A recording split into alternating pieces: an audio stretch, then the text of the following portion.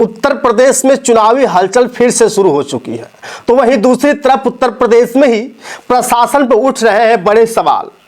हरियाणा विधानसभा चुनाव के बाद महाराष्ट्र, झारखंड, बिहार पे सभी लोगों की निगाहें टिकी है और बीजेपी ने अभी से कमर कस ली है कि फिर से हम महाराष्ट्र में सरकार बनाएंगे। बसपा सुप्रीमो ने भी तैयारी कर ली है और तीनों प्रदेशों में कौन सी रणनीति अपनाने जा रही है इसका पूरा डिटेल अभी बताएंगे। और साथ ही सबसे बड़ा सवाल यह है कि लखनऊ में एक दलित की घटना के बाद जब से बहन कुमारी मायावती बसपा सुप्रीमो ने ट्वीट किया है, पूरे प्रदेश में हलचल सी मच गई है और दलितों का आक्रोश बहुत तेजी से बढ़ चुका है। अब आगे पूरी खबर को जानने से पहले आपसे निवेदन है कि चैनल को सब्सक्राइब कर लीजिए, वीडियो अंत तक देखिएगा, लाइक करिएगा और जब वीडियो समझ में आ जाए तो वीडियो को शेयर जरूर करिएगा। मेरे प्यारे साथियों, हरियाणा का चुनाव खत्म हो चुका है जिसमें बसपा सुप्रीमो मायावती को बहुत ही करारी हार मिली है।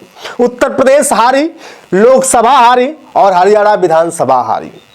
अब क्या करेंगे तीनों में ये देखना बाकी होगा, उसी पे हम चर्चा करेंगे।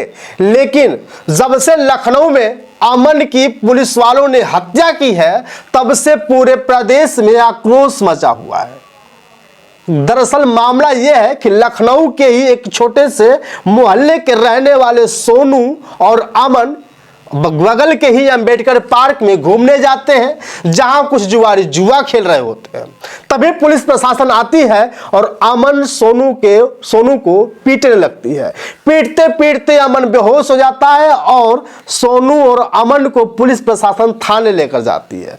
तभी कुछ देर बाद खबर आती है कि अमन की मौत हो चुकी है। मेरे प्यारे साथियों, चाहे कोई भी सरकार हो, चाहे समाजवादी पार्टी हो, बीजेपी हो और बसपा के अलावा कोई भी पार्टी रही हो, दलितों के साथ अत्याचार हमेशा से होते रहे और इस मामले में सबसे पहले खड़ा होने वाला अगर कोई शख्स होगा तो चंद्रशेखर आजाद, दूसरा बहन कुमारी मायावती, इसके बाद छोटे छोटे अनेक दल जो दलितों की हितैषी बनना चाहते हैं। लेकिन लखनऊ में बहन कुमारी मायावती ने ट्वीट कर दिया है कि जिसने भी दलित अमन की हत्या की है उसके खिलाफ कार्रवाई होनी चाहिए, उसके ऊपर, उसके घर के ऊपर बुलडोजर भी चलना चाहिए। तो अक्सर दलितों के साथ अत्याचार क्यों होता है?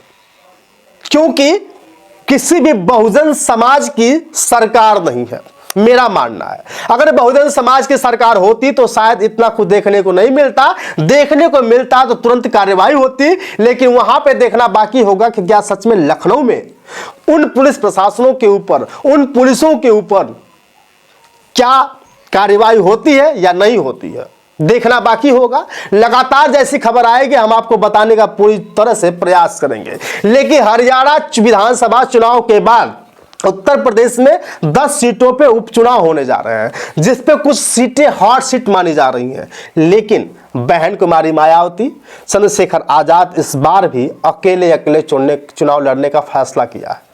साथियों, अकेले चुनाव लड़ने के बाद उत्तर प्रदेश भी हारी, अकेले चुनाव लड़ने के बाद लोकसभा भी हारी, अकेले चुनाव लड़ने के बाद हरियाणा विधानसभा भी चुनाव लड़ी, हारी। क्या लगता है अकेले दम पे कुछ बहुजन समाज पार्टी का हो पाएगा या नहीं? अगर महाराष्ट्र, झारखंड और बिहार जीतना है तो बसपा सुप्रीमो को इस बार छोटे छोटे बहुजन साथियों को लेकर के लड़ना होगा। जिस तरह से उनका आदेश आ चुका है कि हम महाराष्ट्र, बिहार, झारखंड में अकेले चुनाव लड़ेंगे। लेकिन अगर सरकार बनानी है तो अकेले कुछ नहीं हो सकता, मेरा मानना है। दूसरी बात, जब उत्तर प्रदेश में बहन कुमारी मायावती ने हार मानी थी, लोकसभा में हार मानी थी, तो मुसलमानों पे बहुत ही कड़ा जवाब दिया था। उन्होंने कहा था मुसलमानों की वजह से ही हम हारे हैं, क्योंकि सबसे ज्यादा मुसलमानों को ही हमने टिकट दिया था, मुसलमानों ने हमें धोखा दिया है। लेकिन इसके बाद जब हरियाणा हार जाती है तो वहां के जाट को भी उन्होंने गलत ठहरा दिया। उन्होंने कहा कि हमको जाट वालों ने भी नहीं वोट दिया, जाट वालों ने हमें धोखा दे दिया है, इसलिए जाट पे भी उन्होंने उंगली उठा दी। कहा कि जाट नहीं हमें आ रही है। आईएनएलडी से गठबंधन किया जिसमें आईएनएलडी के पास 2 सीटें आती हैं, बहुजन समाज पार्टी की एक भी सीट नहीं आती है, जबकि आकाश आनंद गली गली मोहल्ले मोहल्ले सबसे ज्यादा प्रचार करते हुए दिखे थे। चंद्रशेखर आजाद की तो बात ही छोड़िए, छोटी पार्टी है, लेकिन जेजेपी जो वहां पे दुष्यंत चौटाला जेजेपी के जो राष्ट्रीय अध्यक्ष हुआ करते थे, उप मुख्यमंत्री हुआ करते थे, उनकी भी एक भी सीट नहीं निकलती है। लेकिन महाराष्ट्र में क्या होगा? क्या महाराष्ट्र में बहन कुमारी मायावती अकेले दम पे चुनाव जीत पाएंगी? अगर हां तो कमेंट करके बताइए। लेकिन अगर महाराष्ट्र में चुनाव जीतना है तो बहुजन समाज पार्टी को, आजाद समाज पार्टी को लेना होगा, चंद्रशेखर के साथ आना होगा, चंद्रशेखर को इस बार मौका देना होगा। अगर चंद्रशेखर आजाद को मौका देते हैं तो कहीं ना कहीं इस बार पार्टी मजबूत होगी। छोटे छोटे दल, आरपीआई के राष्ट्रीय अध्यक्ष रामदास अठावले साहब को भी अपने साथ जोड़ना होगा, छोटे छोटे दलों के साथ जोड़ना होगा। लेकिन महाराष्ट्र में भी एक बहुत बड़ी घटना घटी है, जहां एनपीसी के नेता बाबा सिद्दीकी की भी हत्या हो गई है। उस पर भी बड़े सवाल हो रहे हैं, बड़े सवाल खड़े किए जा रहे हैं। सभी लोग उठ रहे हैं तो कह रहे हैं कि सत्ता का कहीं ना कहीं दुरुपयोग हो रहा है। तो कोई कह रहा है कि हरियाणा से आया था, तो कोई कहता है यूपी से आया था, लेकिन इसकी भी जांच होनी चाहिए। महाराष्ट्र में भी बीजेपी की सरकार है, वहां कुछ नहीं कर पा रही। उत्तर प्रदेश में सरकार है बीजेपी की, वहां भी दलितों के साथ अत्याचार ही होता है। आरपीआई के राष्ट्रीय अध्यक्ष रामदास अठावले साहब ने कहा है कि इस पर जांच होनी चाहिए, कड़ी से कड़ी कार्रवाई होनी चाहिए, लेकिन देखना बाकी होगा कि क्या होगा। लेकिन इस बार अगर बहुजन समाज के लोग एक साथ नहीं इकट्ठा होते हैं, अगर बहुजन समाज पार्टी छोटे छोटे दलों को नहीं मिला पाती है, तो इस बार भी 0 सीट आने की संभावना है। फिर धीरे धीरे बहुजन समाज पार्टी को कोई पूछने वाला नहीं होगा। लेकिन फिर भी बहन कुमारी मायावती ने जो कर दिखाया है अपने 4 बार की सरकार में, आज तक किसी ने नहीं किया। फिर भी बहन जी हमेशा पीछे हो जाती है।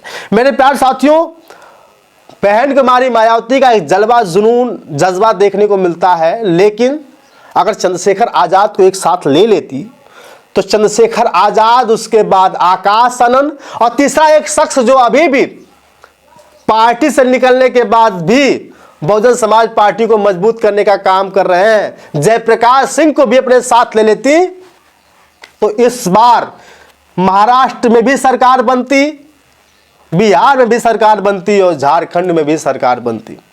लेकिन ऐसा होना भी चाहिए। जयप्रकाश सिंह को भी कोई बड़ा पद देना चाहिए।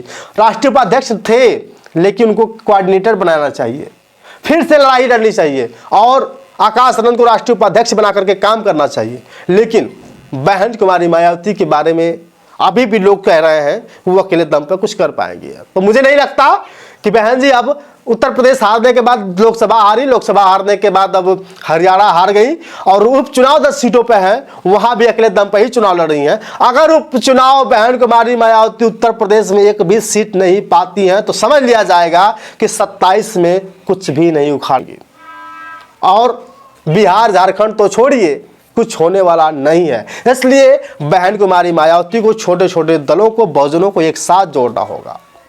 उत्तर प्रदेश में ओम प्रकाश राजभर को जोड़ना होगा, निषाद साहब को जोड़ना होगा। अभी मौका है बहन जी के पास, वो संजय निषाद के अपने साथ जोड़ सकती हैं, क्योंकि बीजेपी में अब संजय निषाद के साथ बड़ा खेल हो रहा है। लेकिन नहीं, ऑफर देने के बाद उनसे मिलने का प्रयास नहीं करती। बाकी मेरे प्यारे साथियों, बात कैसी लगी है, वीडियो कैसी लगी है, कमेंट करके बताइएगा। क्या सच में बहन कुमारी मायावती अकेले दम पर महाराष्ट्र, बिहार, झारखंड जीत पाएंगी या उपचुनाव में कुछ कमाल दिखा पाएंगे? क्योंकि रामदास अठावले साहब हमेशा से ही बाबा साहब के उपासक रहे हैं, बाबा साहब की बनाई हुई पार्टी आरपीआई के राष्ट्रीय अध्यक्ष हैं, तो उनको बहन जी के साथ आना चाहिए या नहीं आना चाहिए? चंद्रशेखर के बारे में क्या सोचते हैं, कमेंट करके बताइए। बाकी आपकी राय। शुक्रिया।